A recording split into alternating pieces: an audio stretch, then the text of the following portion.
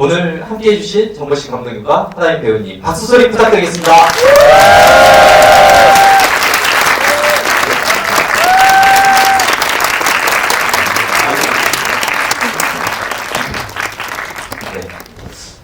하나님 근데 아직 감독님 긴장을 하신 거 아니시죠? 네. 네, 마이크 드시고 먼저 감독님부터 인사 부탁드릴게요. 네, 안녕하세요. 저는 영화 뉴노멀을 연출한 정공식이라고 합니다. 반갑습니다. 네, 안녕하세요. 저는 뉴노멀에서 인간을 좀 증오했던 연진 역할을 맡은 하나인이라고 합니다. 네, 반갑습니다. 네, 편하게 앉으시죠. 네, 감독님이 정말 이런 영화 연출하게 그 모습을 하고 오시지 않나요? 네. 저는 감독님이 느껴지는 그 느낌의 분위기가 굉장히 이 영화에 좀 닮아있다는 생각을 해봤습니다. 하나인 배우님 어떻게 생각하세요? 마이크 드시고요. 감독님, 공포적인 장르를 많이 하셨지만 정말 이 뉴노멀의 약간 쓸쓸한 감정이나 이런 것들을 되게 잘 담아내 주시는 감독님이라고 생각하고 평소에 감독님 대화했을 때 되게 다정하시거든요. 다정하세요? 네, 그래서 그 모습들도 영화에 많이 담겨있다라고 생각해요. 네. 하지만 감독님은 이 말하는 도중에도 묵직한 표정을 하고 계시네요. 네, 감독님 어떻게 오늘 영화가 이제 굉장히 많은 분들도 참여를 해주셨는데 오늘 영화 보신 관객분들한테 한마디 좀 어떠신지 오늘 영화 어떻게 보셨을지 한마디 해주시면 좋을 것 같습니다. 간단하게. 영화를 다 보셨는데 한마디를 해서 영화를 더 좋게 본 느낌을 만들어보려고. 그러니까 사실은 꼭 서스펜스 영화라는 것이 항상 무겁고 잔혹하고 이런 느낌보다는 그냥 우리 삶도 어떤 무거운 순간 히히 하고 웃을 수 있는 순간이 있듯이 영화 속에서 뭐 유머라든가 로맨틱한 분위기라든가 서스펜스 분위기들을 그냥 다 전체적인 기조는 서스펜스지만 녹여보려고 해서 그러니까 어떤 분들은 좀 기대한 게 서스펜스면 지금 웃어야 되나 말아야 되나 막 이렇게 보시는 분들도 계시고 또 어떤 분들은 그냥 어떤 영화적인 요소를 그냥 마음 열고 즐겨보시는 분들도 계신데 제가 바라본데 그냥 마음을 좀 열고 만약에 보셔서 웃으실 수 있는데 웃고 조금 연민이 느껴지는 데는 연민이 느껴지고 그러고 긴장하실 수 있는 데는 영화적인 긴장을 하셔서 봐주셨으면 어떠셨을까 그런 바람입니다. 네, 좋습니다. 저도 이제 영화를 보면서 굉장히 궁금한 것들이 많았어요, 사실. 근데 하나인 배우님께 먼저 여쭤보시긴 해요. 어떻게 감독님과 약간 좀 연을 맺겠는지, 또는 이제 감독님이 이 작품을 처음에 이런 걸 찍을 건데 하면서 본인이 맡으신 연기에 대해서 어떻게 설명하셨는지 좀 궁금합니다.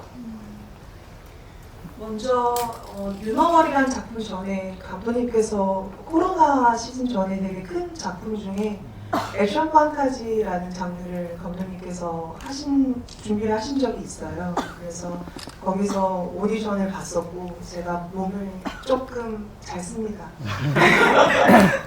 그래서 그때 연이 닿았지만 코로나 시즌 이후에 조금 진행이 안 되게 됐었고 그렇게 인연이 안 됐었는데 또 그냥 저를 생각 안 해주셨을 수도 있는데 나중에 뉴노멀이라는 작품으로 리딩 제의를 먼저 해주셨고 그렇게 받은 게 연진이라는 캐릭터였어요. 그래서 어떻게 보면 저랑 결은 많이 다르지만 하고 싶더라고요.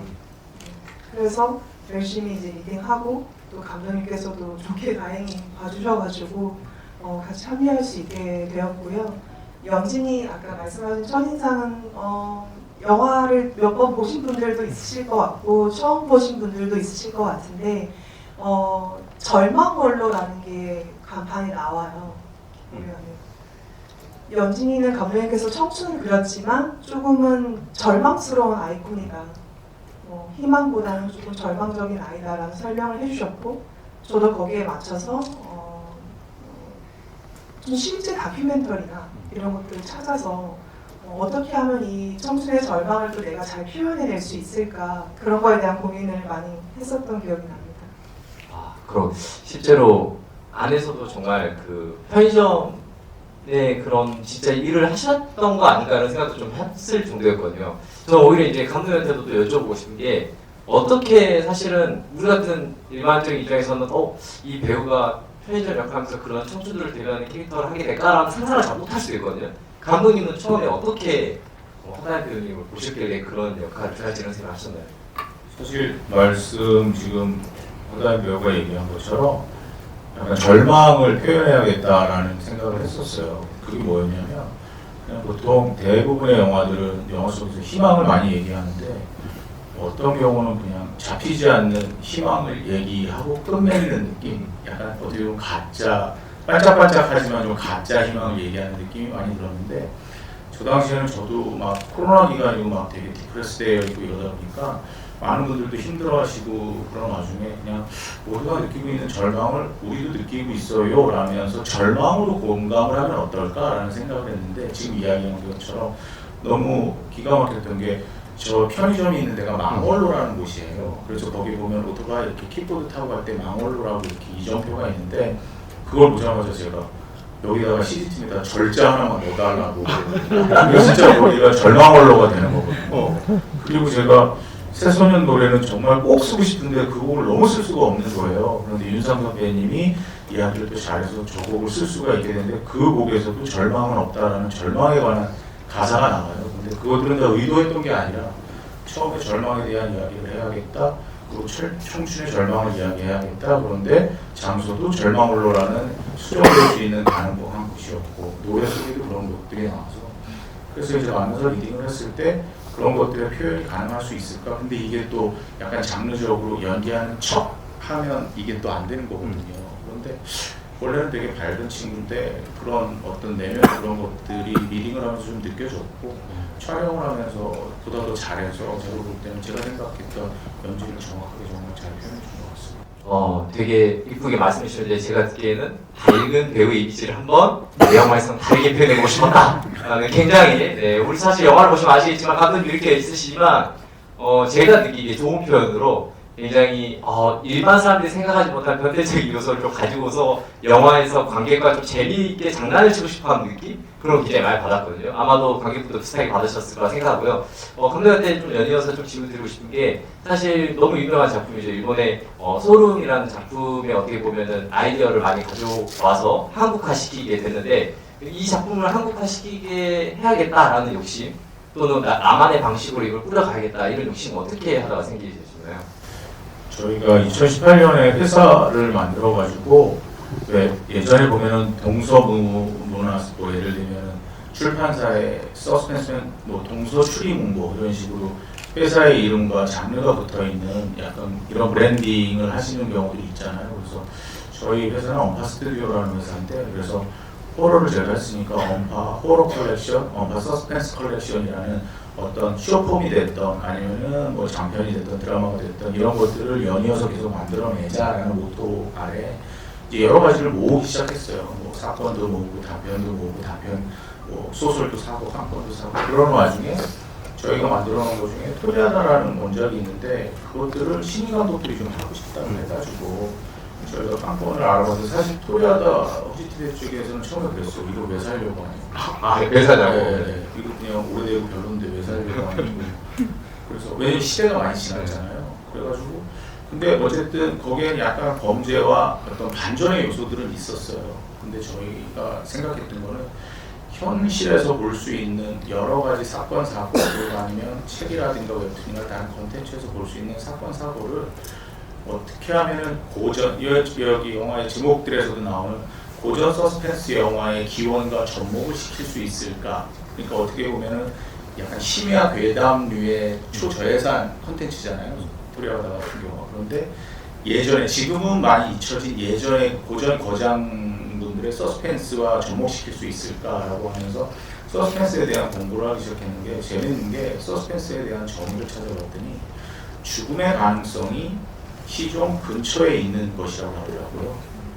그러니까 죽음에 언제 누가 죽을 수도 있다, 언제 누군가가 죽을 수도 있다. 그런데 지금 이 시대를 살고 있는 우리들이 봤을 때 사건 사고들 예를 들면 뭐 백화점이라든가 길거리라든가 흉기 난동 사건이나 이렇게 보면은 이게 서스펜스의 기원을 갖고 있는 사건들이 지금 우리 주변에 있네.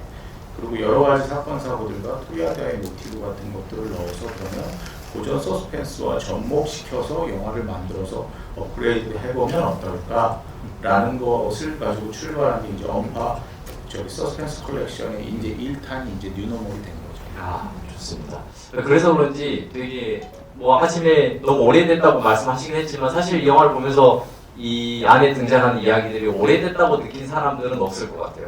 네. 그리고 하나님께 좀 여쭤보고 싶은데, 전 이 부분이 좀 궁금해요. 왜냐면 감독님이 이 작품에 되게 특이한 지점인데, 사실 에피소드 형태로 묶여있는 걸 보통 옴니버스식이라고 부르긴 하는데, 그럼에도 불구하고 이 작품은 옴니버스식이지만, 하나의 큰 줄기를 가지고 뭐 인물이든 사건이 이렇게 해서 연결되어 있잖아요. 그래서 여러분들이 다시 보면 또 보이는 것들이 굉장히 많을 텐데, 하다 배우님은 혹시 그러한 전반적인 연결성을 감독님한테 다 듣고 연기를 하신 건지, 아니면은 이것만 해! 하고 그래서 편의점에 어떤 연기인으로서만 연기를 하신 건지 좀 궁금해요. 사실은 감독님께서 말씀해 주신 게 우리 모든 인물들이 현대를 살아가는 모든 인물들이 모두가 조금은 고립되어 있다. 특히 코로나 시즌이 되면서 조금 더 경계를 하고 피하게 되고 사실 저희가 엘리베이터에 아파트에 이 집 아랫집이 사실 누군지도 잘 모를 때도 많고 그런 것들에 대한 설명을 많이 해주셨어요. 그래서 저도 아무래도 좋은 선배님들이 많이 나오시잖아요. 그래서 너무 궁금했는데 감독님께서 그냥 일단은 배우들의 삶을 살고 그렇게 조금은 연진이도 고립되어 있잖아요. 그 삶에 집중을 하면 그 모든 것들의 연결은 현대에 맞게 감독님께서 하시겠다. 그러니까 그거는 신경을 쓰지 않아도 된다. 아, 몰라도 된다. 그렇죠. 그래서 영화를 봤더니 정말로 조금 현실적으로 연결이 조금씩 돼 있어서 그게 저는 좀 소름끼 같더라고요. 처음 볼 때는. 그래서 역시 신경 안 쓰고 연진이만 집중했더니 알아서 감독님께서 해주셨구나 이런 생각을 한 적이 있습니다. 네네. 감독님 하고 싶어서 말하고 싶어서 계속 네네 말씀. 소문을 하자면 군지함 때는 어떤 새로운 시도를 어떤 걸 하고 싶었냐면 촬영 감독님이 진짜처럼 찍은 소스를 가지고 편집한 영화가 아니라 진짜 배우들 거기에 이제 극중 인물들이 실제로 찍은 소스들을 가지고 편집하고 싶었어요. 그래서 사실 상업 영화에서 그런 것들은 허용이 안 되거든요. 살짝 거짓말을 했어요. 조금만 찍을 거라고 배우들이. 그러니까 이제 제작사랑 이제 투자사에서는 조금만 찍는구나라고 생각을 하셨는데 저는 전부 다 찍자라고 해서 전부 다 찍은 거죠. 그래서 본지함 여러분이 본지함 보신 분이 계시다면 거기에 나오는 모든 소스들은 다 배우들이 찍은 거지 실제 촬영 감독님이 찍은 소스가 없거든요. 그리고 예를 들면 공포 영화 속에서 이제 음악이 감정을 조장하는데 아니 공포 영화에서 음악을 한번 빼보자. 극 중에 존재하는 BGM은 다 빼보자. 그래가지고 했다거나 뭐 사연을 없앤다거나 이런 것들이 이제 본지함에서 이전에 안 했던 시도라고 한다면 이번에도 좀 새로운 시도를 해봤던 게 뭐였냐면 보통 이제 서스펜스 영화라든가 이런 류의 주인공들은 가정 형편이 어떻게 돼, 뭐 가족이 어떻게 돼, 무슨 사연이 있어, 트라우마는 뭐야, 뭐에 감박을 느끼고 있어 이런 설명들을 많이 해서 관객들이 일단 그 인물에 동화되게 만들잖아요. 동화한 다음에 이제 그 인물을 지켜보면서 사건을 이제 섬뜩하게 느끼게 하는데 근데 이 사건이 섬뜩하게 느껴지려면 그렇게 극적으로 가공되면 안 될 것 같았어요. 그래서 뭐 여기 나오는 6명의 인물들한테 한 번도 같이 만나지 않고 리딩도 같이 하지 않고 오로지 그냥 하다인 배우 지금 얘기한 것처럼 최지우 씨에서부터 하다인 배우 전현희까지 모든 배우는 자기 이야기만 알고 그냥 자기 삶을 살아가는 거죠. 그래서 사실 관객분들이 어떻게 보면 난 저 인물이 뭔지 모르겠어. 저 인물은 어떻게 살아온 인물이지? 약간 이런 궁금증을 저한테 물어보시는 분들도 계시는데 저는 진짜 예를 들면 여기 계신 분들을 제가 딱 보면 저분은 어떠시겠구나를 알 수 있는 거 진짜 옷차림이나 갖고 계신 소품 혹은 누군가가 유니폼을 입고 계시다면 그 유니폼을 입은 일에 종사하시나 보다. 이 정도밖에 정보가 없잖아요.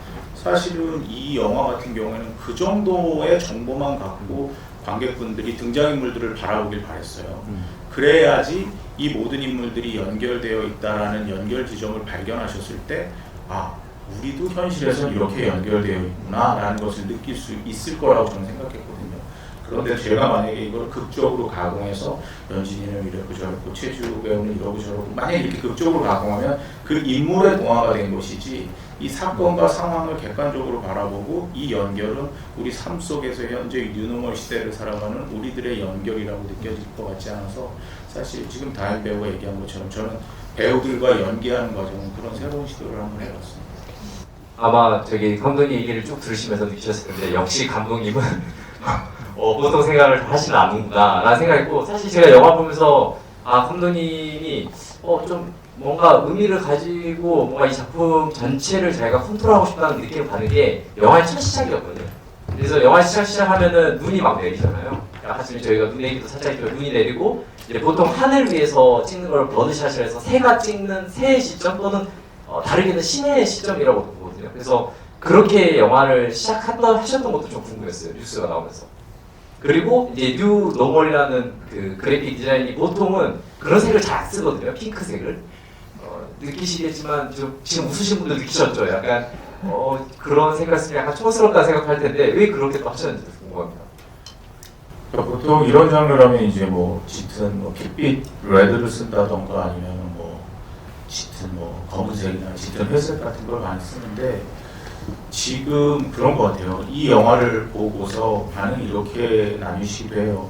맞아, 진짜 이런 일이 우리 주변에 벌어지는 것 같아라고 얘기하시는 분들도 있고 어떤 분들은 뭐 영화가 그렇지 저 정도는 아니지 않아 이런 식으로 이야기하시는 분들도 있는데 먼저 말씀드리고 싶은 건 저는 이런 류의 영화를 만들 때 써놓은 시나리오들도 있는데 항상 이야기들이 그렇게 되잖아요. 왜 이렇게 됐지 세상이? 왜 이렇게 됐지라는 얘기하는데 저는 그게 즐거운 것 같아요. 이렇게 살았으니까 이렇게 됐지.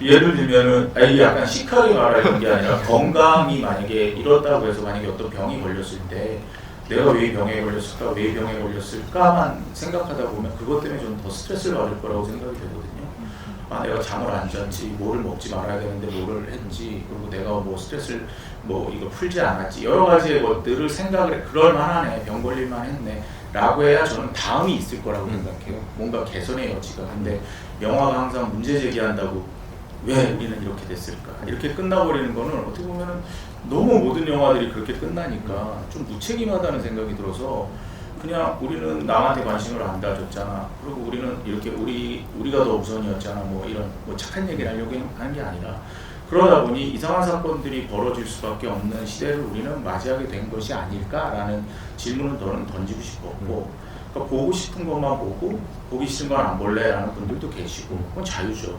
그리고 어떤 분들은 또 진짜 심각해 이러면 안 되는 데를 생각하시는 분들도 계시고 이 모든 의견들을 다 모아보면은 정반대의 색깔들을 합쳐보면 이거는 빨간색도 아니고 까만색도 아닌 것 같았어요. 정말 뜬금없이 왜 핑크색이지? 보고 싶은 사람들은 이 핑크색을 보면서 이거는 그 반대의 얘기를 하는 건가 생각해 볼 수도 있고 아니면 핑크색이 예쁘다면 예쁘다가 될 수 있고 그래서 정말 어울리지 않지만 이 영화를 단적으로 설명해 줄 수 있는 색이 뭘까를 고민하다 보니까 이거는 핑크색일 것 같다라고 해서 저는 핑크색을 쓰게 됐죠. 제가 그거를 한 30분 정도 고민했습니다. 왜냐면 이 작품을 보시면 전혀 핑크색 톤이 나올 만한 느낌을 주진 않거든요. 근데 감독님 듣고 보니까 뭐 그런 얘기들이 섞여 있다는 것을 좀 느낄 수 있었고요. 그래서 다시 한번 또 핑크색을 보셔도 좋을 것 같다는 생각이 들고 하나님께 여쭤보고 싶은데 사실 이 작품에서 제가 그 편의점 씬에서 되게 아니 웃기기도 한데 저럴 만도 했던 부분이 이문식 배우님과의 어떤 티키타카 장면들이었거든요. 그때 그 어떻게 연기하셨는지 좀 궁금하긴 했었어요. 여기 이문식 배우님 안 계시니까 편하게 얘기하셔도 괜찮습니다. 네. 이문수 선배님 하면 생각나는 게 첫 씬, 첫날, 첫 장면이 이문수 선배님의 멱살을 잡아야 되는 씬이었어요. 딱 타이틀을 보고 아이고 어떡하지 했었고 조금 더 긴장을 했었던 기억이 나는데 다행히 이문식 선배님께서 저한테 먼저 멱살을 아주 세게 잡아도 되고 앞에서 호흡 막 집중 엄청 많이 응원을 해주시는 거예요. 그래서 진짜 다행이다 하고 좀 세게 잡고 근데 그거를 이제 정훈이라는 캐릭터인데 정훈한테 소리 질렀다라고 생각하진 않았고요. 연기하는 순간에는 이 세상을 향해서 포효를 한다라고 한번 집중을 하니까 그 첫 씬이 부담이 좀 날아가더라고요. 그랬던 기억이 있고 아까 감독님께 제가 여쭤봤던 거는 살짝 선배님께서 실제로 술을 조금 드셨거든요. 그래가지고 실제로 갑자기 촬영을 하는데 약간 냄새가 약간 술 냄새가 그렇게 싹 오더라고요. 제가 제안을 해서 몰입이 잘 됐을 것 같은데요. 저는 상상도 못하고 있는데 갑자기 소주 냄새가 탁 이렇게 오니까 저도 이제 이 이문수 선배님으로 안 보이고 진상으로. 그 실제 진상 같고. 연기가 맞네요. 그리고 너무 잘해주시잖아요. 진짜 냄새가 막 나니까 나도 막 진짜로 화가 나서 반응을 하고 그렇게 했었던 기억이 나요. 그 타짜 칠 때 굉장히 제일 많이 화가 났을 것 같아요. 눈을 지그시 깜짝 놀랐어요. 그거는 시나리오에 없었는데 너무 화가 나니까 이렇게 딱 감게 되더라고요. 그래서 저는 제가 펜저 씬을 되게 좋았던 게 사실 영화 보면 펜저 씬의 구도나 이런 것들을 봤을 때 막 엄청나게 화려한 씬이라기보다 그 두 배우가 보여주는 굉장히 뭐랄까 진짜 같은 느낌? 그리고 정말 저런 일이 있지 나 같아도 화나겠어 라는 느낌을 주는 게 명확했는데 정말 그건 목적이 너무 잘 달성한 작품이 아니라 장면이 아니었나 이런 생각이 들었습니다. 그리고 좀 그 감독님이 정말 저는 이제 싫었던 감독님이 싫었던 부분도 있었어요. 그 후내 에피소드를 보면 그 이제 아까 지금 작가 얘기했지만 이 영화는 6개의 챕터인데 챕터별로 우리가 익숙하게 아는 영화 제목이 들어가 있거든요. 뭐 브라이언트 팔만의 드레스 투 킬이라던가 아니면 지금 만나러 갑니다 라는 일본 영화에 되게 로맨스 영화에 되게 유명한 영화인데 거기서 사실 지금 만나러 갑니다는 너무 달콤하고 아름다운 사랑이었는데 이렇게 이걸 이렇게 표현하시다니라는 생각을 했었거든요. 근데 어떤 생각으로 지금 만나러 갑니다를 거기다가 엮으셨는지 궁금합니다. 그게 이렇게 말씀하시더라고요. 저희가 모니터링 시사했을 때 또 민호군이 너무 달달하잖아요. 그리고 윤상학 감독님이 제가 정말로 로맨틱한 음악을 정말 너무 그러니까 들으면 그냥 막 이렇게 촉촉하게 젖을 것 같은 로맨틱 음악을 해달라고 해서 정말 계속 그걸 업그레이드 시켜주셨어요. 그러니까 이제 모니터링 시사를 하는데 왜 이러지 그러시는 거예요. 그 이 촉촉하고 이 달달한 감정에 젖어들면서 그러면서 분명히 이 감독은 내가 아는데 분명히 뒤에 가서 이상한 짓을 할 거야 그러니까는 그러니까 제 전작들을 아시는 분들이 이제 그렇게 봐주신 거죠. 그러다 보니까 이 로맨스를 로맨스대로 느끼면서도 이 로맨스 뒤에 뭔가가 닥쳐올 거라는 거를 아는 그 불안감한 마음이 만약에 제 이름이 달려있지 않고 그냥 영화를 보셨다면 로맨틱하게 보시다가 그냥 이제 충격적인 어떤 서스펜스 장면을 목격하시게 될 텐데 이제 제 전작을 보신 분들은 또 재밌었던 게 로맨틱해서 더 나 떨리기 시작해 뭐 이런 감정 두 가지 감정으로 영화를 보셨다고 그러더라고요. 그래서 마지막에 결국은 그렇게 맞이하는 것이 제가 그 달달한 엔딩으로 했을 거라고는 예상은 안 하셨을 거라고 생각하고요. 뭐 깨진 거울을 보고 그러진 않을 거라는 생각을 들긴 했지만 굉장히 좀 미웠습니다. 좋아했던 로맨스 영화를. 어쨌든 간에 그런 식으로 영화 이제 그 각각의 에피소드를 엮는 게 되게 재밌었는데 그 중에서 저는 또 감독이 되게 재밌게 봤던 장면이 그 휠체어를 탄 할머니를 갑자기 구하려고 했을 때 그때 익숙한 음악이 나와요. 사실 그 음악 같은 경우는 뭐 워낙 유명한 작곡가 음악이기도 하지만 사실은 이제 2000년 스페이스 오디세이라는 스탠리 큐브릭의 영화에서 인류의 그 성장을 한순간에 보여주는 어떻게 보면 각성하는 느낌의 음악이거든요. 근데 그 음악을 거기다가 쓰실 생각은 저는 생각도 못 해봤는데 어떻게 또 그 음악을 그렇게 쓰시는지 궁금해요. 어떤 제가 그냥 생각하는 연출주로는 작을수록 제일 큰 걸 갖다 대라라는 게 있어요. 그러니까 동원이 같은 경우가 이제 승진이가 거기서 각성하는 장면인데 그 각성, 그러니까 친구들끼리 영웅 얘기를 하잖아요. 제가 진짜로 고등학생들끼리 하던 얘기를 듣고서 제가 대사에 쓴 거거든요. 와, 너 영웅인데 뭐 이런 얘기들을 하면서 자신의 선행을 얘기하는 친구들을 제가 봤어요, 진짜. 하필 그 친구들 감동이에요. 아니 그거는 몇 년 전에 들었던 이야기예요. 그래서 저 친구들 영웅이라는 단어를 실제 생활에서도 중학생들이 쓰네. 그리고 제가 그건 머리 한켠에 이제 기억해놓고 있었던 건데 그러다 보니까 본인도 이제 영웅으로서의 각성이 있는 장면인데 그럼 이 넌센스를 어떤 곡으로 표현하면 가장 극대화된 과장이 될 수 있을까 생각하다 보니 말씀하신 것처럼 스탠리 큐브릭 감독님의 스페이스 오디세이에 나왔던 자라투스트라는 이렇게 말했다. 그 곡을 쓰는 것이 가장 극적 과장이 될 거라고 생각해서 그것을 이렇게 템포랑 컷에서의 어떤 그 변환점에 맞춰서 이렇게 구사하게 된 거죠. 사실 그 음악을 나중에 혹시 인터넷 유튜브에서라도 가볍게 한번 찾아보시면 그 행성이 움직이면서 굉장히 거대한 음악이거든요. 근데 거기서 휠체어와 앞으로 저는 휠체어와 이제 그걸 끄는 장면이 약간 생각나지 않을까라는 그 불안한 그 느낌이 드는데 그래서 굉장히 좀 무서운 공포영화 아닌가라는 생각을 좀 해보고 오히려 그런 면에서 하나님 이렇게 좀 궁금하게 좀 드리고 싶은 게 뭐냐면은 또 추가로 이제 어떻게 보면은 평범하게 커뮤니티에다가 글을 쓰는 그러다가 실제 이제 그걸 확인하러 갔잖아요. 그래서 확인하러 갔을 때 그 현장에서 이제 그걸 확인하는 장면을 연기를 하실 때 어떤 느낌으로 연기를 해야지 표현해야지 그 고민을 되게 많이 하셨을 것 같아요. 왜냐면 그게 굉장히 이 역할이 생각보다 다른 배우들은 그 어떤 특정한 명확한 주제를 가지고 있거든요. 근데 사실 하나연 배우님이 연기하신 연진 캐릭터는 되게 평범해 보이기도 해요. 뭔가 특별한 에피소드가 있다기보다는 어쩌다 보니까 거기에 이제 속하게 되는 그런 이야기인 것 같아서 그때 어떤 생각을 하셨는지 궁금해요. 그 신호등도 어떻게 써있는지도 궁금하고 시체를 봤다 이렇게 써있었는지 아니면 구체적으로 써있었는지. 연진이가 그곳에 찾아가는 게 사실 일단 저로부터 시작해서 연기를 하게 되잖아요. 그러니까 저는 안 갈 것 같은데 정말 안 가는 스타일이죠. 절대 안 가죠. 사실은 원래 영화는 가지 말라는 곳에 가야 또 재미있는 거잖아요. 그렇죠. 원래 주인공은 거짓말하는 데 가죠. 네. 근데 연진은 왜 갈까? 일단 저도 연기할 때 필요한 생각이기 때문에 저는 어떻게 생각을 했냐면요. 이 친구는 스트레스 자체를 악플을 쓰면서 풀고 나쁜 짓을 하면서 풀고 게임하면서 남자인 척하고 부자인 척하면서 풀고 그러다 보니까 자신이 약간 벗어나고 반항적인 행동을 하면서 나는 잘 살고 있어, 나 스트레스 풀 거야 이런 식으로 무의식의 세계가 있다고 생각했어요. 그러니까 사실 시체 토막 있음 이런 거 안 가잖아. 그렇죠. 근데 연진이는 그 역시도 하나의 어떤 자극이고 스트레스 푸는 요소로 생각을 했던 것 같아요. 그래서 연기할 때도 사실 킥보드 씬이 3번 나오는데 2번은 어떻게 보면 연진이의 그냥 인생적인 일상에 대한 이야기의 표정을 좀 감정을 가지고 있었던 것 같고 마지막에 갈 때만큼은 좀 즐기고 있어요. 그렇게 접근을 하면서 가니까 이 친구가 갈 수 있겠구나. 나는 못 가더라도.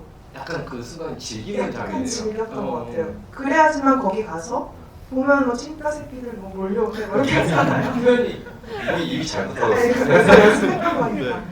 네, 그런 거 보면은 모든 것들을 그런 식으로 스트레스를 풀고 자극적인 말을 던질 때 나쁘죠. 그렇게 하면 안 되는 건데. 네. 갑자기.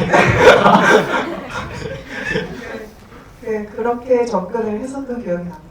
저는 그리고 되게 이제 그러면서 이 질문과 함께 그 감독님하고 연기위원님께 여쭤보고 싶었던 건데 사실 감독님한테 여쭤보고 싶고 이 장면에서 감독님이 정말 어떻게 보면 한 장면 한 장면에 있어서 그 필요한 부분들을 넣었다는 생각이 많이 들거든요. 또 음악도 보시면 갑자기 이제 음속을 한다던가 굉장히 그런 부분을 되게 중요시하게 하나하나를 신경 쓰셨는데 그 많은 비중에서 킥보드를 타고 그 공간을 이동하는 장면이 굉장히 많이 들어가 있어요.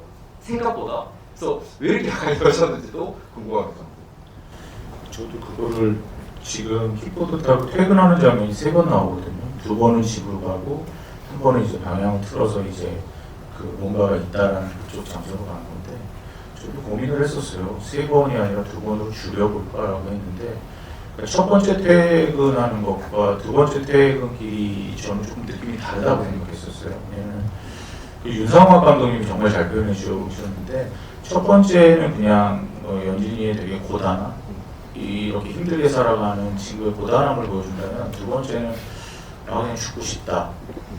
근데 이 죽고 싶다를 제가 윤상화 감독님이랑 소통할 때 어떻게 했냐면 영상에다가 제가 이제 텍스트를 쳐서 영상을 보내드리면 그 영상을 보시고서 그 영상에 맞는 키워드에 맞는 음악을 주시면 제가 또 거기에 반응하고 그걸 바쁠 때는 만나지 않고 그렇게 작업을 했는데 제가 이제 뭐 불쌍하다, 뭐 측은하다, 영리하다 이런 건 아닌 것 같은 거예요. 네. 그걸 보고 쓰시죠. 보고 쓰시는 예, 딱 그러면 그 프레임이 들어오면 거기서부터 그 단어가 들어오면 그 단어가 가지고 있는 키워드가 가지고 있는 색채를 음악으로 표현하시는 거예요. 그러니까 정말 대단하신 거예요. 그러면 저는 정확히 이 부분부터 코드나 멜로디가 바뀌어야 된다 이렇게 적어드려요. 그런데 제가 2번째 퇴근 장면에서 자살을 또 상상하잖아요. 근데 거기서 이거를 뭐라고 말씀드려야지 이 키워드 잡는 게 너무 어려운 거예요. 그냥 불쌍하다, 치근하다, 연민이가 한다는 뻔한 마이너 코드를 쓰실 것 같고 그래서 정말 대비되게 문득 떠오른 단어가 숭고하다라는 단어였어요. 숭고하다. 예, 전혀 상관없잖아요. 그래서 숭고한 느낌이 났으면 좋겠습니다. 이 부분부터 제가 말씀드린 거예요. 근데 들어보시면 알겠지만 저는 진짜 거기를 들을 때마다 저는 울컥울컥 하는데 이 힘들게 살아가는 친구가 저희가 이 친구를 객관적으로 바라볼 때 그냥 불쌍하고 연민나 느낌이 나는 게 아니라 어떤 숭고한 약간 종교적인 느낌까지도 가니까 이 사람의 삶을 좀 다르게 바라보는 새로운 시선이 생기더라고요. 그건 진짜 음악 덕분인 거죠. 그래서 첫 번째, 2번째는 집으로 퇴근하는 길을 넣어야겠구나. 그리고 3번째는 이제 다른 길로 가야 되니까 당연히 가야 되는 거고. 그래서 3번 들어가게 됐어요. 저는 그게 되게 이렇게 많이 나오지 그 키보드를 좋아하시나? 이런 생각도 좀 해봤는데 어떠시지? 계속 그 키보드를 타라고 하시면은 배우자에서 이거 잘 찍고 내가 이거 잘 찍고 있는 거 만약에 감독이 의심하는 순간 배우분들 실제로 그런 의심의 순간을 갖게 되기도 하거든요. 그래서 왜 이렇게 많이 타라고 하시지 이런 생각 안 해보셨나요? 저는 한 번도 해본 적은 없는데요. 그냥 영화 보면서 느꼈던 것은 그 또한 어떤 메시지가 있다고 생각했던 것 같아요. 연진이가 반복을 하잖아요. 게임, 일, 킥보드, 또 게임, 일, 킥보드. 근데 이게 어떻게 보면은 알바하는 어떤 연진의 삶뿐만 아니라 현대의 뭐 직장인들, 뭐 막 여러 가지 꿈을 꾸는 많은 아티스트분들, 많은 분들이 그런 반복된 삶을 산다고 생각하고 나아가서 저희 영화가 4일 동안 이렇게 계속 얽히고 이것도 반복이라고 생각해요. 뭐 감독님께서 아마 그런 부분을 좀 녹여주셨다고 생각하기 때문에 한 번도 그런 생각은 해본 적은 없었던 것 같아요. 저는 보면서 솔직히 하나님이 그만 타고 싶다라는 생각을 하지 않습니다. 그리고 그게 또 타는 데가 풍지도 아니고 보시면 사실 연진이라는 캐릭터가 가장 높은 곳에 올라간 다음에 가장 건물의 밑으로 들어가잖아요. 네, 지하방으로. 그래서 야 이거는 뭐 감독님이 계속 고생을 시키겠다 이렇게 막 그런 느낌을 하지 않나요? 생각도 좀 해봤는데 감독님 뭐 이렇게 하다면 이렇게 키보드를 꼭 태워야 되는 이유도 있으면 그런 건 없었는데 그냥 이동을 했으면 좋겠다 정도. 그러니까 먼 길을 이동하는데 걸어서 다닌다기보다는 되게 먼 길을 그리고 사실은 되게 뭐라고 해야 되나 높은 언덕이잖아요. 그런 데를 그래도 질주하는 느낌을 좀 주고 싶었어요. 이게 초라하더라도 계속 뭔가 질주하고 달리는 느낌이 저는 청춘이라는 느낌이 좀 들어서 그런 이미지를 만들어낼 수 있어요. 그런데 뭐 커다란 오토바이는 아닌 것 같고 그리고 워낙 가녀린 체구를 가진 친구니까 그 정도의 느낌에서 저희 로케이션 헌팅팀이 헌팅을 참 잘했다고 생각하는데 퇴근하는 길도 그렇고 그 언덕길도 그렇고 그게 그냥 제가 딱 생각했던 연진이가 살만한 그런 말씀하셨던 것처럼 거기서 또 반지하로 또 내려가는 그런 공간들을 누비고 다니는데 그 누비고 다닐 때 그냥 걸어 다니는 것보다는 킥보드를 타고 다니는 걸 질주하는 느낌이 그의 어떤 청춘과 비슷한 이미지라는 생각이 저 머릿속에 있었어요. 아, 좋습니다. 저도 그 킬보드에 계속 꽂혔던 것 같고 사실 이제 영화를 보시면서 관객분들도 약간 궁금한 것들이 약간 생기셨을 것 같아요. 그래서 저는 이제 질문이 많은데 관객분들도 하고 싶은 질문이 있으실 것 같아서 질문을 좀 받고 많이 질문하지 마세요. 제가 지금 더 많이 해야 되기 때문에 네, 질문을 좀 받도록 하겠습니다. 여기 관객 먼저 계속 해주셨으니까 질문 받고 하도록 하겠습니다.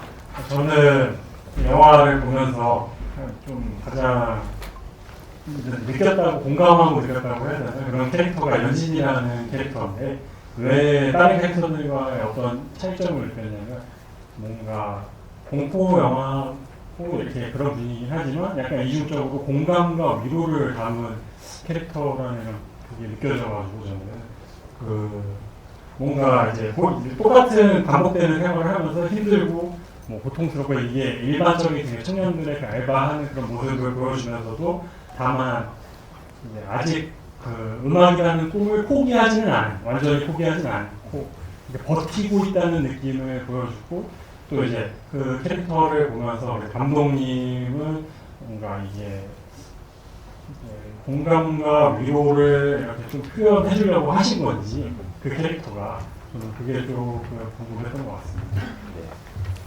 네. 연지 캐릭터에 대한 얘기를 좀 해주시면 좋을 것 같아요. 그 캐릭터가 왜 있는지도 좀 궁금하게 했거든요. 이제 다른 캐릭터는 되게 굵직굵직하게 구성되는데 그 하나연 배우님이 연기하신 캐릭터는 좀 다른 느낌이 있어서 어떤 평론가분이 되게 잘 짚어주셨는데 영화는 처음에 어느 정도 부유한 집에서 시작해서 맨 마지막에는 가장 못 살고 있는 연진이까지 그러니까는 일종의 계층에 대한 하나하나 계층의 청년들 특히 청년 위주의 영화라고 생각했는데 저는 아까도 말씀드렸듯이 위로라는 키워드를 꺼내는 게 아니라 그냥 절망에 공감하는 것 자체가 어떤 분들한테는 위로로 다가갈 수도 있고 그리고 제가 개인적으로 되게 좋아하는 대사인데 이제 첫째 날이 이제 그러잖아요. 누우면서 오늘도 죽지 않고 뭐 수고했다 뭐 이렇게 얘기하는데 저는 그게 약간 되게 뭐랄까 단어적으로 좀 표현하기 그런데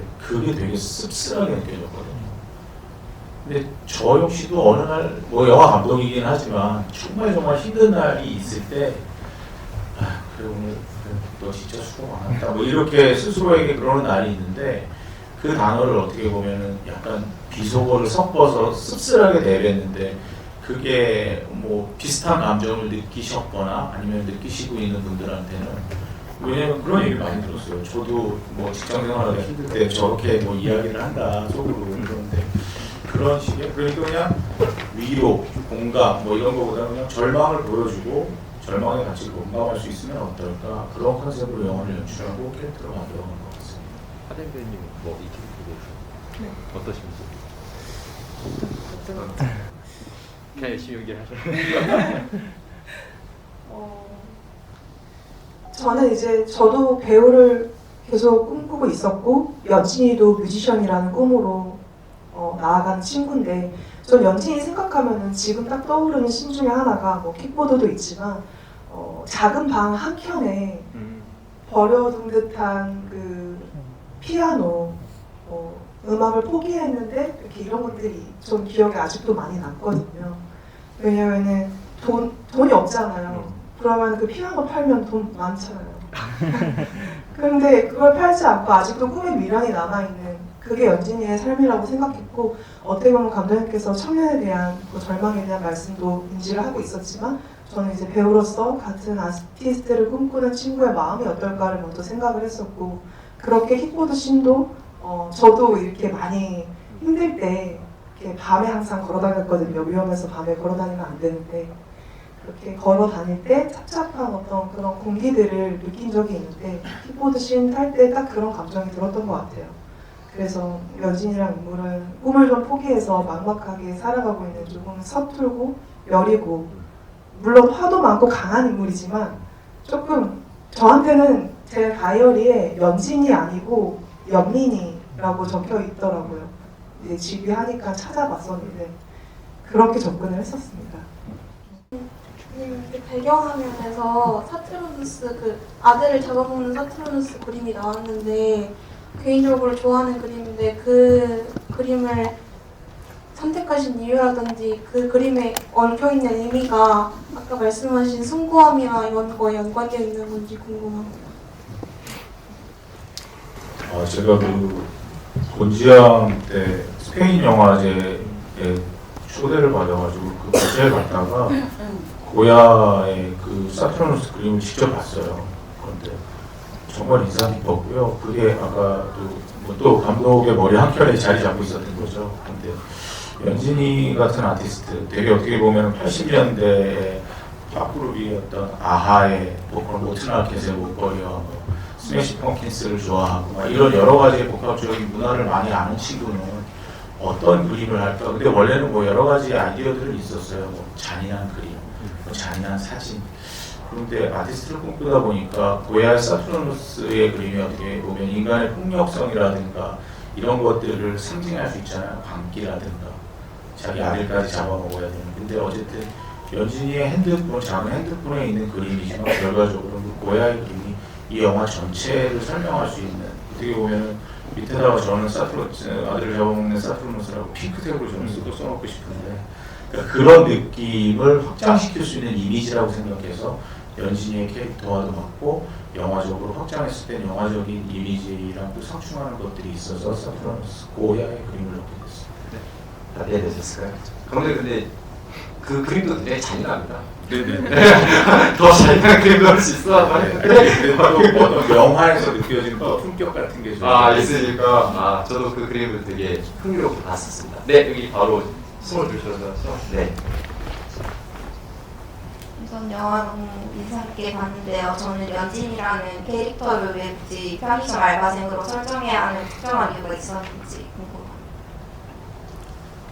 저희가 뭐 예를 들면은 택배 뭐 알바도 있었고 뭐 물류센터 알바도 있었고 여러 가지가 있었는데 사람이랑 대면하면서 가장 스트레스를 많이 받을 수 있는 게 무엇일까? 근데 그것도 나랑 관계없는 타인. 그래가지고 저희가 많은 직업에 대한 리서치를 했어요. 근데 그 와중에 편의점에 대한 다큐멘터리나 이런 것들을 봤는데 특히 또 편의점 알바를 또 젊은 친구들이 많이 하잖아요. 그리고 남자 주인공이 아니라 여자 주인공으로 설정을 했기 때문에 여자 주인공이 할 수 있는 일 중에서 사람들이랑 직접 얼굴을 잠시라도 맞대고 거기서 받는 스트레스 때문에 계속 세상이 싫고 사람이 싫어질 수 있는 직업이 뭘까에 대한 리서치를 해보다 보니 편의점이라면 쉽게 관객분들이 다가갈 수 있고 맞아 요즘 저렇다던데 어떤 분들은 나도 술 먹고 돈 한 번 던진 적이 있지 뭐 이럴 수도 있을 거고 그래서 가장 보편적으로 이 캐릭터라면 그런 감정을 느낄 수 있겠다라고 생각해서 펜션 말로 설정했습니다. 네, 질문 감사드립니다. 네, 옆에 계신 질문 받고 여기로 올라가도록 하겠습니다. 저는 원래 사실 하다인 배우님이 참석하신다 해서 배우님께 질문을 드리려 했었는데 너무 많은 질문이 다 쏠려가지고 최지우 배우님에 관한 질문을 감독님께 드리고 싶은데요. 처음 영화를 딱 봤을 때 개봉할 때 저는 심야 영화로 봤었거든요. 근데 그래서 최지우 배우님이 처음에 자신이 살인자라는 게 나오지 않았을 때 처음에 그 경복이 그 봐주시는 분을 저는 원래 그 사람이 살인자인가 하고 생각을 하고서는 봤었는데 두 번째 보니까 이제 최지우 배우님이 이제 내가 살인자인 걸 들키면 어떡하지 하는 눈빛으로 그 남자를 보고 있는 것 같더라고요. 한 여러 번 보니까. 그래서 최지우 배우님의 그 감정을 어떻게 지도하셨는지, 어떻게 연기해달라고 지도하셨는지 궁금합니다. 근데 약간 당황하신 거예요? 당황하시면 안 된다고. 솔직하게 말씀해주세요. 그거는 어떻게 보면 정확한 지적을 하셨고요. 선을 타달라고 했었어요. 그러니까 뭐냐면 뒤집어 놓고 모든 걸 알고 봤을 때 그것이 납득이 될 수 있는 연기는 딱 선을 타야 된다고 저희끼리는 그렇게 표현을 하거든요.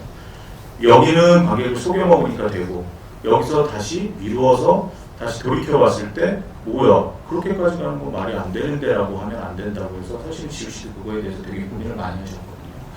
그래서 본인이 지금 관객분들이 이렇게 돌이켜봤을 때 이게 문제가 될 법한 것들이 안 되는 지점까지 긴장한 느낌. 그러니까 어떻게 보면은 문 닫고 이러는 게 잘 보면 아주 많이 긴장한 느낌은 없어요. 그냥 설마 여기는 안 오겠지 이 정도. 그래서 그거에 대해서 어느 정도 온도로 가져가야지 이것들이 관객들이 납득할 만한 수준이 될 것인가에 대해서 많이 이야기를 나누고 거기에 대해서 지우 씨가 잘 표현해 주신 것 같고 지금 보니까 저쪽 뒤쪽에 관객 한 분이 지금 계속 손을 들면서 질문을 하고 싶다고 하시는데 너무 아름답게 생기신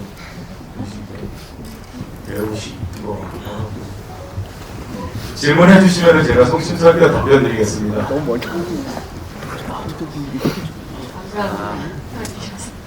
네, 조혜정 배우님이 참석해 주셨는데 간단하게 박수 부탁드리겠습니다.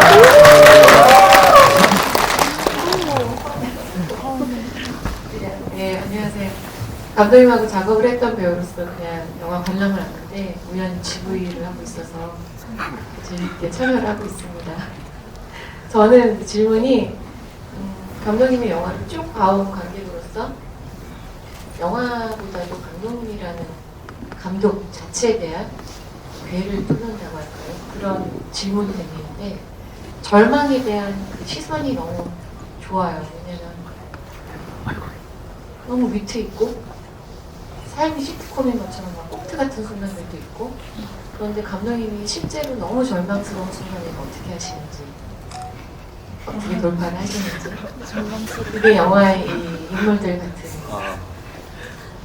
행동이나 뭐 이런 건지 그 다음에 감독님이 평소에 상당히 위트 있고 유머러스 하신데 그 위트와 유머러스함은 감독님의 절망에서 나오는 건지 그 두 가지가 굉장히 궁금해집니다. 저 혹시 질문이 그 언론에서 오는 언론에서 그건 아니죠? 네. 여정 씨 너무 영화 보러 와주셔서 너무 감사하고요. 네, 그리고 질문 주셔서 너무 감사합니다. 저랑 워킹도 작업 정말 너무 잘해주셔서 개인적으로 좋아하지만 연기자로서 진짜 존경하는 배우신데 너무 또 어려운 질문을. 그러니까 사실 절망스러울 때는 되게 재밌는 표현을 해주신 적이 있어요. 왜냐면 독일의 한 영화제에서 이 영화를 보고서 뭐라고 표현을 해주셨냐면 제가 연출했다라는 걸 이제 앞에다가 달아놓고서는 서스펜스도 있고 웃기기도 하고 그리고 여기 되게 재밌었는데 귀엽기도 하면서 블랙 코미디가 있는 독특한 비관론이라고 그러더라고요. 근데 제가 약간 그때 약간 푹 찔린 느낌이 드는 게, 내가 이거 비관적인 감정을 갖고 만든 걸 어떻게 알았지? 왜냐면 저는 제 딸이 뭐 귀여운 짓도 하고 막 코미디도 넣고 저는 그래서 잘 모를 거야 이렇게 생각을 했는데 그 독일 영화제 쪽에서는 정봉식 감독의 독특한 비관론 이렇게 보시더라고요.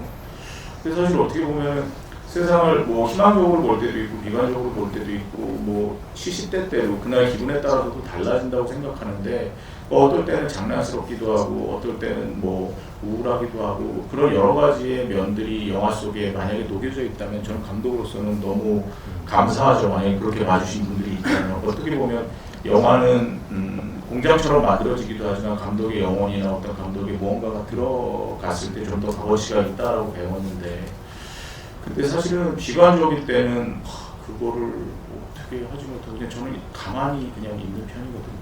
근데 앞에서 설명이 주셨는데 갑자기 뒤에서 너무 짧게 끝나고 답이 없으니까 앞에는 많이 깔아야 되는 거죠. 그리고 그런 거 있는 것 같아요. 예를 들면 후리야 미노루라는 만화가를 혹시 아시나 모르겠는데 이나중 타쿠라는 정말 미친 개그 만화를 그린 사람이에요. 근데 저도 사실은 중고등학교 때의 상상력이 약간 그런 식의 상상력이었거든요. 일본 만화를 저희 때는 보지 않았는데 근데 저는 되게 비관적인 면이 있었어요. 근데 이 사람이 그 다음에 두더지라든가 여러분들 두더지 영화 아실 겁니다. 그 비관적으로 이렇게 흘러가는 이게 일련의 작품들을 만들기 시작할 때 제가 볼 때는 약간 미친 개그 같거나 정말 장난기설인 개그와 되게 비관적인 것과는 그 창작자 주체가 같이 가지고 있다라는 생각이 들어요. 그러니까 정말 말도 안 되는 개그를 치거나 말도 안 되는 장난을 치는 사람은 반대로 그 안에는 되게 어두운 마음이 있기 때문에 반대로 그런 것들이 더 발달되지 않나 그러는데 어떻게 보면 저는 잘 모르겠지만 저도 그런 면이 아닌가라는 생각도 해요. 감독님의 그 귀여움은 저희한테 굉장히 두렵습니다. 영화 볼 때마다 그런 생각을 좀 갖고 있고요. 네, 오늘 답변 되셨을 것 같고요. 아마도 뒤에가 좀 약하긴 약한데, 네, 어쨌든 넘어가도록 하겠습니다. 네, 그리고 네, 저기 그 질문 부탁드리겠습니다.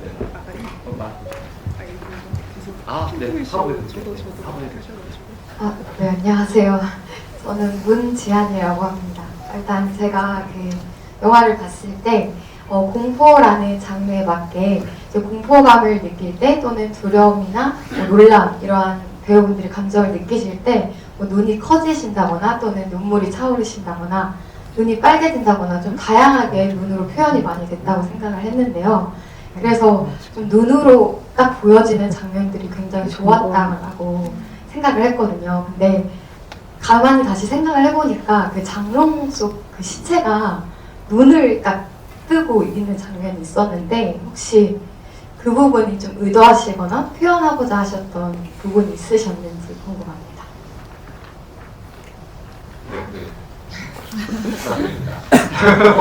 네. 그게 여진이 시체인 거잖아요. 맨 마지막에 여진이 시체인 거고 어떻게 보면 피오가 들어갔을 때 뒷걸음질 치다가 발로 툭 친 것도 사실 관객분들은 그때 모르지만 여진이 시체였던 거고 그래서 저는 그 부분이 되게 재밌는 게 둘은 사실 모르는 사이예요. 그런데 거기서 만나게 되는 거죠. 그런데 맨 마지막에 여진이가 카메라를 통해서 죽은 여진이의 시체가 관객을 바라보고 있는 거는 그 우리가 그녀의 죽었지만 그녀가 바라보는 그 시선을 바라보면서 지금 이 세상 그리고 여진이가 차올랐던 이 분노와 절망을 우리는 어떻게 바라볼 것인가를 할 때는 눈을 뜨고 관객과 이렇게 얼굴을 맞대고 시선을 마주하는 게 가장 강렬한 주제가 나올 수 있을 것 같다고 생각해서 의도해서 그렇게 시작을 잡았습니다. 네, 답변이 되신 것 같고요. 여기 앞에 받고 네, 또 뒤로 넘어가도록 하겠습니다. 네. 네. 감사합니다. 큰 건 아닌데 좀 가까이 드시고. 어디서 이 영화에 영감을 얻고 이 유명물이 탄생했는지 그게 궁금해서 질문을 드리고 싶습니다. 아까처럼 그 말씀 안 드리겠는데 저희가 이제 키워드를 이번 영화 같은 경우는 좀 키워드 접근을 했었어요. 보통 때는 그냥 떠오르는 대로 시나리오를 쓰고 한번 이렇게 찍어볼까 이런 생각들을 많이 했는데 코로나 기간 동안 이제 계속 고립되어 있다 보니까 키워드가 이제 고립이라는 키워드가 나왔고 그리고 영화배우, 미국의 유명한 영화배우 중에 케빈 베이컨이라는 영화배우가 있잖아요. 근데 케빈 베이컨의 6단계 원칙이라는 게 되게 재미있는 사회 이론인데, 그러니까 이렇게 아는 사람 이렇게 하면은 지구상의 모든 사람이 6단계 안에 다 아는 사람이라는 거예요. 그러고 나서 생각을 해보니까 아까도 우리 다현 배우가 얘기했지만 아래쪽 윗집에 그리고 이웃에 누가 사는지는 모르는데 6단계만 거치면 다 아는 사람이라는 게 너무 신기한 거예요. 그리고 핸드폰에 저희 뭐 페이스북이라든가 SNS에 친구들이 가득한데 막상 주변 사람이 누구냐 물어보면 같이 사는 마을, 뭐 동네 사람들이 누군지도 모르고, 그게 어떻게 보면 되게 말이 안 되는데 어떻게 이 말이 안 되는 현실이 지금에는 우리가 살고 있는 이 뉴노멀의 시대지? 이런 식으로 해서 6명의 주인공을 한번 설정을 해보고 6명은 서로 다 몰라야 된다. 모르는데 이거는 어떤 사건에 의해서 감독인 제가 전지적으로 사건을 엮는다. 그랬을 때 이들이 관계되어지고 있고 파국으로 치달을 수 있는 게 무엇일까라고 해서 여러 가지 사건, 사고, 직업분들을 모아가지고 하게 된 게 이제 영화의 첫 시작이었어요. 네, 답변되실 것 같고요. 네, 이 앞에 지금 답변 있습니다. 영화를 한 두세 번 정도 봤는데요. 제일 궁금했던 게 정동원 배우가 그 끌려 가잖아요. 혹시 장기미 배우 끌려 나왔는지 아니면 가장 궁금한 질문이죠. 네. 끝이 안 나옵니다. 그러니까 사실은 저희가 동원이를 그렇게 엔딩을 맺고 그냥 재미삼아 아까도 시선님께서 말씀 주신 거를 받아서 얘기하면 그 장면은, 그 챕터는 옛날 올드 디즈니 만화 있잖아요. 도널드 덕이랑 미키마우스가 흑백으로 나오던 시절, 그 시절의 어떤 뉘앙스를 가지고 만들었어요. 그러니까 그 당시에 보면 되게 막 잔인한 장면들, 막 서로 때리고 그런 장면도 되게 코믹한 음악들이 나온다거나 그런 식으로 서스펜스를 표현하거든요. 그래서 뭐 아이스 이렇게 확 커졌다가 작아진다던가 뭐 이런 것들도 그런 고전적인 방법을 통해서 했고, 재미있는 얘기는 이 장면을 찍을 때 동원이가 워낙 어르신들 팬분들이 많잖아요. 그래서 약간 좀 충격을 많이 받으실 것 같아가지고 사실은 저희가 쿠키 영상으로 찍어놓으려고 했던 게 뭐였냐면 동원이가 거기 이제 문신한 형들, 덩치 큰 형들이랑 할머님 앞에서 노래를 부르고 있는 장면을 쿠키 영상으로 찍으려고 했어요. 당신이 안 하시는 게 맞는 것 같아요. 아니, 이게 영화 속에 넣는 게 아니라 이제 영화를 보시고 팬분들이 막 이제 또 원망을 하시잖아요. 그냥 너무 좋아하시니까 우리 동원이 왜 그랬냐, 우리 동원이 왜 그랬냐면 인터넷이나 유튜브 쪽에 동원이는 그때 이렇게 됐었다라는 거를 보여드리려고 했는데 사실 그 서스펜스 그 자체까지만 보여주면 되지 그 나머지는 그냥 관객분들의 상상에 맡기는 것이 영화적으로 제일 재미있지 않을까라는 생각을 해서 거기에 대해서 구체적인 어떤 것은 남겨놓지 않았습니다. 사실 그 아이리스로 이렇게 동그라미로 장면 전환한 것은 통과제리 이런 거 보면 굉장히 많이 나오는 신이기도 하고, 사실 앞서서 들어오기 전에 제가 그 질문 앞에서 강대마 얘기를 나눌 때 그 얘기를 좀 했었는데 갑자기 디즈니 얘기를 하셔가지고 저는 그 질문이 아니었는데 왜 갑자기 디즈니가 나오지 할 정도로, 네, 근데 디즈니를 반영한 네, 에피소드였습니다. 네, 그 다음 질문 한번 받아보도록 할게요. 네, 오른쪽에 방송국 받고 뒤로 넘어가도록 하겠습니다. 그러니까 이게 뭐 여러 감독분들이 만든 엔솔로지는 아니지만 제가 만약에 만든다 그러면은 에피소드별로 이제 시간을 비슷하게 맞출 것 같거든요. 근데 보고 나면은 그 피핑톰이랑 개같은 내 인생이 유난히 길게 느껴지는데, 근데 피핑톰은 그 긴 부분이 마지막 결말을 위한 과정이라서 그렇게 느껴지는데, 개같은 내 인생이 편의점에서 진상들 만나는 장면 같은 경우는 그 마지막 결말이랑은 그게 크게 상관이 없는 것 같아서, 그러니까 그게 제가 생각에는 그 편의점 에피소드의 그런 내용들이, 그러니까 주인공을 편의점 직원을 설정하고 나서 이제 각본을 쓰시다 보니까 그렇게 길어진 건지, 아니면은 이게 원래 그 편의점 직원을 주인공으로 하는 다른 단편이 있었는데 여기 합쳐진 건지, 뭐 그런 게 좀 궁금하거든요. 사실 코로나 기간에 촬영을 했었는데 이거는 약간 우스갯소리도 좀 첨가된 건데, 우리 하다인 배우 같은 경우가 이제 신인 배우다 보니까 촬영에 가장 또 많이 나올 수 있는 또 여건이기도 했어요.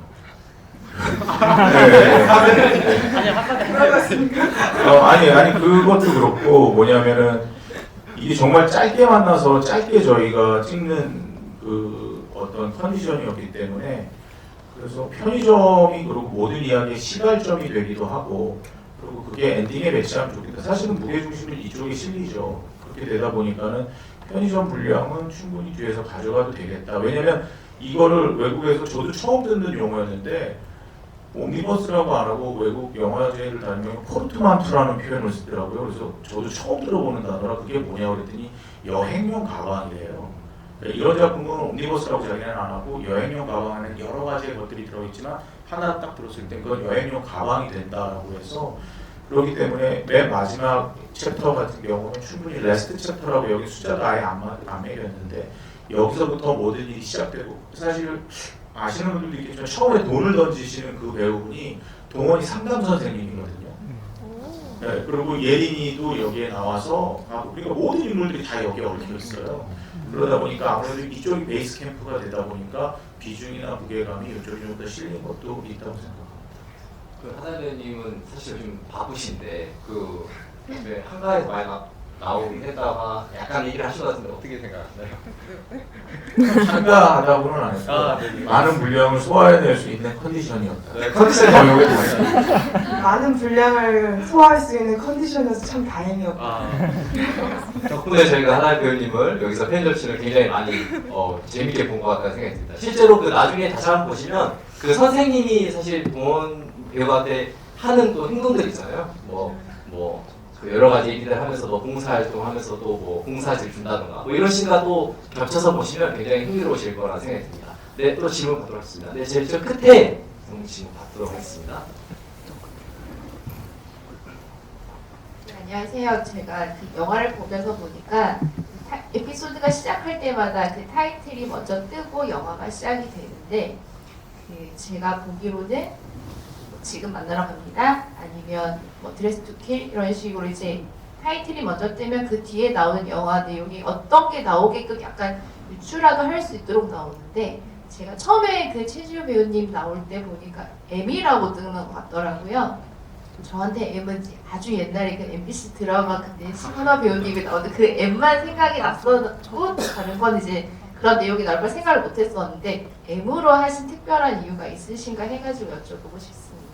M이 심은하 씨의 M이 있고 이명세 감독이 2007년작 M이 있고 1931년도 프리츠랑 감독님의 M이 있는데 저는 고전 서스펜스 영화에 대한 오마주이기 때문에 프리츠랑 감독님의 M을 생각했어요. 그리고 되게 재밌는 게 프리츠랑의 M에서 M이 머더러라는 뜻인데 이 범인을 알려주기 위해서 손에다가 분필로 M이라고 써가지고 이 사람 외투에다 이렇게 찍거든요. 그럼 M이라고 찍혀 있으니까 사람들이 저 사람이 머더러구나 그러면서 이제 그 사람을 이렇게 쪼아서 잡아가는 과정이 영화 속에 있는데 말씀하신 것처럼 저는 어떻게 됐던 간에 현대적인 변주를 해야 되잖아요. 그러다 보니까 이미 선배님 여기가 마치 회사 마크에 M 마크를 달고 나와요. 회사 마크인 것처럼. 그러면 이제 고전 영화를 아시는 분은 아시는 대로 볼 수 있고 모르시는 분은 모르시는 분대로 봐도 상관없는데 아시는 분들은 M 찍혔네. 범인이구나. 이렇게 갈 수 있으니까 그런 어떤 시각적인 영화적인 오마주를 통해서 그런데 결국 보게 되면 그거랑 또 반대로 뒤집히잖아요.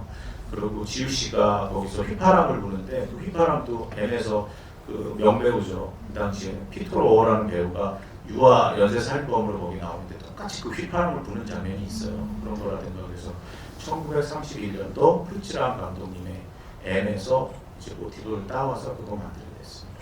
네, 프란치랑 감독님도 휘파람을 본인이 부셨는데 감독님도 제작부에서 본인이 부셨잖아요. 우연히 나중에 알게 된 건데 지우 씨가 이제 휘파람을 못 부셔서 현장에서도 제가 대신 립싱크하면서 불러드렸고 녹음실에서도 ADR로 제가 불러드렸어요. 그런 다음에 프리츠랑 감독님도 똑같은 그 곡을 써요. 숲속 마왕의 궁전에서라는 빰빰빰빰빰빰빰빰빰빰빰빰 그래서 그 휘파람 소리를 부신 걸 봤더니 너무 신기한 게 거기는 주연 배우가 남자 배우였는데 피터로가 휘파람을 못 불어서 프리츠랑 감독님이 거기도 불어주셨다는 걸 나중에 알게 돼가지고 개인적으로 이런 영광스러운 일이 생각을 해봅니다. 저는 감독님이 일부러 그러신 건가 했는데 약간 의연이 계속 맞아떨어지는 게 되게 좀 재미있는 것 같아요. 그래서 본인이 감독님이 좋아하신 작품들을 이렇게 변주해서 표현하는 것도 이제 감독이 가지고 있는 직업적인 만족도에 굉장히 극강에 도달하신 게 아닌가 그런 생각을 했었습니다. 왜냐하면 저도 이제 편집을 많이 하는 편인데 편집하면서 제가 든 생각이 뭐냐면 되게 재미있으셨겠다. 왜냐면 그 상업 영화 같은 경우는 굉장히 그 어떻게 보면은 여러 관객들을 만족시켜야 되다 보니까 이제 여러 사람들의 의견을 받아서 수정이 많이 가해지는데 이 작품은 감독님이 여기다 내 음악 넣고 싶네? 음악 넣고 이런 느낌이 굉장히 강했거든요. 그래서 그런 점도 한번 봐주시면 되게 재밌을 거라 생각됩니다. 네, 또 질문을 받아야 될 것 같은데 저희가 딱 2질문만 마감을 해야 될 것 같아요. 그래서 일단은 여기 왼쪽에 흰색 여성분 네, 질문 받고 다음 질문 받도록 하겠습니다. 안녕하세요. 저는 그 부분이 궁금했었는데 정동원님이 이제 엘리베이터 문이 열리면서 인신매매범들과 처음으로 마주를 하게 되잖아요. 저는 그 부분에서 사실 진짜로 포메라니안이 나올 줄 몰랐거든요. 포메라니안은 어디까지나 정동원님을 붙잡기 위한 미끼일 뿐이다라고 생각했는데 거기서 정말 나옴으로써 정말 강아지를 줄 생각이었던 걸까라는 생각이 들면서 이게 아니면은 보는 저희들에게 어떤 무언가를 전달하려는 의도가 있었던 걸까? 그게 있다면은 어떤 것이었을지 한번 질문을 드려봅니다. 박찬욱 감독님도 이제 하셨던 말씀인데 제가 몇 번 말씀드렸는데 정말로 웃음이 나올 수 없는 상황에서 웃게 만드는 것이야말로 진정한 유머다. 정말 고수들이 구사할 수 있는 유머다라는 말씀을 하셨어요. 당연히 저기 이제 문신을 딱 한 저런 영화들이 나오는 게 당연한데 이렇게 생각하다가 저희가 만약에 진짜 들고 나오면 이게 어떨까? 그러니까는 항상 이제 제 고민은 약간 그런 거예요. 이렇게 이제 장르가 장르대로 흘러가야 되는 게 분명히 존재하지만 뭐 50년, 100년, 150년 계속 이렇게 해 간다면 나라면 어떻게 다르게 할 수 있을까? 계속 어떻게 하면 다르게 할 수 있을까? 근데 그게 뭐 이상하거나 불쾌하게 다르게 한다기보다 흥미를 떠나지 않는 선을 유지하면서 다르게 할 수 있지 않을까가 어떻게 보면 감독으로서 되게 고민의 지점인데 그리고 되게 어떻게 보면 저보다 훨씬 더 창의적인 영화를 만드는 분들도 다 그 고민이시거든요. 나라면 장르 안에서 어떻게 다르게 할 수 있을까? 그러면 저라면 어떻게 다르게 할 수 있을까? 포메라니안을 가지고 나와야 되는 거고 그게 열리는 순간 이 포메라니안 진짜 뭔 생각으로 나온 거야? 라는 생각을 하면서 웃게 되지만 긴장은 되니까 다시 눈을 돌려서 계속 쫓아가게 만드는 그래서 선을 흐트러뜨리지 않지만 한번 웃음 주고 다시 올 수 있는 그래야지만 어떻게 보면은 나중에 영화가 세월이 지나더라도 난 거기서 그 영화가 아직도 기억이 나 라는 것은 결국은 다른 영화와 좀 똑같지 않고 뭔가 좀 독창적이거나 독특한 지점이 있어야 되는 거고 지금도 옆에서 얘기하지만 그 강아지의 이름은 소름이고 여기서는 이제 얘 영화 배우명은 노말인데 뉴노말이라 노말인데 하다니 배우가 잘 키우고 있습니다. 네, 제가 강아지를 소중하게 키우고 있는데요. 그 강아지를 지원해준 우유빛깔 전범식 흑발이 보여가지고 제 눈으로 의심했습니다. 감사합니다. 네, 그래서 강아지를 이제 지원을 해주신 곳에서 뭐 배우가 키웠으면 더 좋겠다는 말씀을 해주셨는데 당시에 동원 배우도 포메를 키우고 있었던 상황이었고 강아지들이 다 배우님들이 있었는데 저는 없었거든요. 그래서 부모님한테 허락을 받았는데 너무 좋아하시는 거예요. 그래서 정말 잘 크고 있고 저희 배급사인 발표임 스튜디오에 인스타 들어가면 노마리가 어떻게 컸는지 볼 수 있거든요. 근데 그 친구가 포스터를 제가 이제 받아서 폈는데 마치 자기가 배우인 것 마냥 그 포스에 딱 올라가는 거예요. 그래서 빨리 찍어가지고 공유 드렸었던 그 사진도 한번 찾아보시면 그 아기가 어떻게 컸는지 보실 수 있을 것 같습니다. 나중에 그 걔가 커서 자신의 영화를 볼라를 기다리고요. 어떻게 보면은 그 사람을 잘 홀리는 게잖아. 네, 그래서 네, 이쁨 받고 잘 크지 않을까라는 생각을 해봅니다. 네, 마지막으로 질문 하나만 더 받고 마무리 짓도록 하겠습니다. 이쪽에 왼쪽에 계신 여성분께 질문 부탁드리겠습니다. 마지막을 제가 알겠는데 마지막 잘 부탁드립니다. 저는 궁금한 게 지금 보면 어플로 사람을 쉽게 만나고 사람도 되게 쉽게 잘 죽이잖아요. 그런데 마지막에 나왔던 은진이는 되게 많은 걸 참아요. 그게 왜 쟤는 참지 않고 저럴까? 오히려 댓글을 남기면서 처리 방법도 알게 되고 그래서 같이 공범으로 이무식 배우님을 처리를 하지 않을까 이런 기대도 좀 했었는데 그런 것도 왜 그런 식으로 전개는 하지 않았는지 궁금하고, 그리고 총 2명을 죽였다고 했는데 총 3명이 죽은 건지 모르겠어요. 왜냐하면 처음에 알 수 없는 사람이 죽고 연진이가 죽고 그 베란다 넘어간 사람이 3명이 죽은 게 맞는 건지 그렇게 알고 있어요. 네, 그렇게 부탁드립니다. 일단 뒤에 질문은 3명이 맞고요. 그리고 여진이가 직접 죽음에 가담한다기보다는 그걸 보여주고 싶었어요. 저나 제 주변에서 이제 저도 20대를 겪으면서 저는 이제 영화 공부를 하면서 했는데 저도 사실은 어떤 면에서 되게 불만이 많았었고 제가 뭔가 할 수 있는 것들에 대해서 기회가 주어지지 않는 것 그리고 뭔가가 잘 맞지 않는 것에 대해서 어떻게 보면은 제 개인적인 그것도 연진이 캐릭터에 많이 좀 투영이 되어 있는데 근데 제가 느꼈던 건 뭐냐면 제 분노는 정당하고 제 불만은 정당하다고 분명히 느꼈음에도 그것은 모르겠어요. 세상이 어떻게 평가해 줄지 모르겠지만 결과적으로 저한테 다가오는 거는 약간 그 당시에는 그것에 대한 보상은 불행이었었어요. 그러니까 연진이 같은 경우도 마찬가지인 거겠죠. 그러니까 가져야 될 만한 불만은 정당한 것이고 풀 만한 건 그래 쟤도 저렇게라도 풀어야지. 그런데 돌아온 것은 불행이었다라는 것을 저는 이야기적으로 표현하고 싶었기 때문에 그것이 극대화됐을 때는 어떻게 됐을까? 그건 연진이의 죽음이고 그 죽음을 관객이 같이 바라보는 시선의 마주침이 마지막에 엔딩이어야 된다고 생각을 해서 지금 관객분 말씀하신 대로 그쪽으로 이야기가 또 갈 수도 있죠. 그리고 또 다른 주제를 만들어낼 수 있겠죠. 그것도 분명히 재미있는 아이디어고 그렇지만 저는 그 젊은 시절에 충분히 정당하게 가질 수 있는 분노와 불만이 어떻게 보면 아이러니하게도 나에게는 불행으로 다가오더라. 라는 것을 연진이를 통해서 보여주고 싶었기 때문에 그런 식의 스토리 라인을 따라가게 된 것 같습니다. 네, 질문 감사드리고요. 저희가 벌써 1시간이 지나서요. 네, 너무 많은 질문과 그리고 이야기를 오가서 저 역시 영화를 여러 번 봤음에도 되게 재밌는 부분들이 보였던 것 같습니다. 그리고 아직 발견하지 못한 뭐 확대된 익스트루 크루즈 샷들도 되게 많으니까요. 그런 것들도 다시 영화를 보실 때 즐겨주시면 좋겠다는 생각이 들고요. 마지막으로 하얀 배우님부터 오늘 되게 눈도 오고 정말 추운 날씨였잖아요. 우리가 와주셔서 끝까지 주셔서 되게 한마디 부탁드립니다. 이렇게 얼굴을 일부러 한 분 한 분 마주치려고 왔었거든요. 저한테 이제 선배님들이 없는 감독님과 김시선 유튜버님과 함께 할 수 있어서 영광이었고 오늘 저는 이 자리가 역시나 소중했어요. 선배님들 없이 이렇게 지비를 배우로서 하는 게 그래서 질문 하나하나 잘 해보려고 했는데 잘했는지 모르겠습니다. 저희 영화 선택해서 와주셔서 너무 감사하고 이 불금의 소중한 시간에 무려 3시간이나 저희한테 써주셔서 너무 감사해요. 그리고 제가 항상 말을 하는데 연진이 연기 끝나고 하지 말아야 될 것은 악플 쓰는 거였거든요. 익명으로 악플 쓰는 거는 굉장히 안 좋은 거라 생각이 들어서 항상 여러분들도 온라인상에서 좋은 글 보시고 좋은 글 쓰시고 그 좋은 글 가운데 유머가 있으면 좋겠습니다. 리뷰 잘 써주시면 너무 큰 힘이 될 것 같고요.